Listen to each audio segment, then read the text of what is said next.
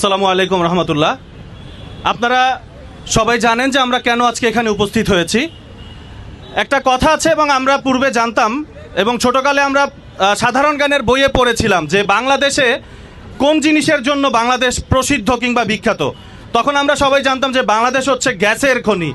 বাংলাদেশে অর্থাৎ বলা হয় যে যেই পরিমাণ মানুষ নেই তার চেয়েও বেশি হয়তো বা গ্যাসের খনি রয়েছে বা সেই পরিমাণ গ্যাসের মজুদ রয়েছে।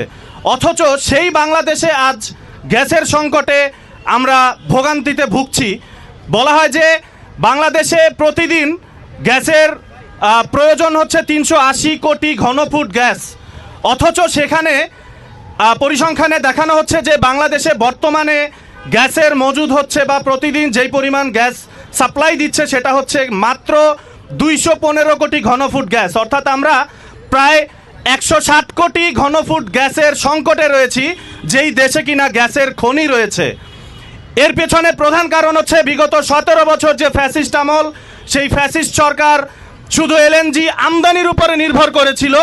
তারা সামান্য পরিমাণে গ্যাস ক্ষেত্র চেষ্টা করেনি তারা যে কোথায় গ্যাস কূপ খনন করা যায় কিংবা কোথায় গ্যাস ক্ষেত্র আছে সেই ব্যাপারে তারা কোনো প্রচেষ্টা রাখেনি। তারা শুধু দুর্নীতির মাধ্যমে আমদানি করে নিজেদের পকেট ভারী করেছে এবং সেই আমদানিকৃত যে এলএনজি সেটা আমাদের সাপ্লাই দেওয়ার জন্য যে জায়গা মহেশখালীর দুটি পোর্ট, সেই মহেশখালীর একটি পোর্ট এখন আগুন লাগার কারণে বন্ধ হয়ে আছে, যেই কারণে বর্তমানে গ্যাসের এই তীব্র সংকট। সিএনজি চালকরা বলছেন, মামা আপনারা বলেন গ্যাসের দামটা বাড়িয়ে দিতে বলেন, তাইলে আমরা এত কষ্ট করতে হয় না। সরকার যেটা চাচ্ছে যে এই সংকট তৈরির মাধ্যমে গ্যাসের দাম বাড়ানোর একটা পায়তারা করছে এবং সেটা মানুষ এখন মেনে নিতে বাধ্য অনেকটা। কিন্তু কেন এমনভাবে দাম বাড়ানো হবে? কিছুদিন আগে বিদ্যুতের দাম বাড়ানো হলো, ভুতুরে বিল আসছে বিদ্যুতের সমগ্র দেশে। সুতরাং আমরা বলতে চাই, আমরা জোরালো দাবি জানাতে চাই, অতি দ্রুত যেই গ্যাস কেন্দ্রটি বন্ধ হয়ে আছে সেটিকে মেরামত করুন এবং বাংলাদেশে যে 380 ঘনফুট গ্যাসের যে চাহিদা সেটি যোগান দিন।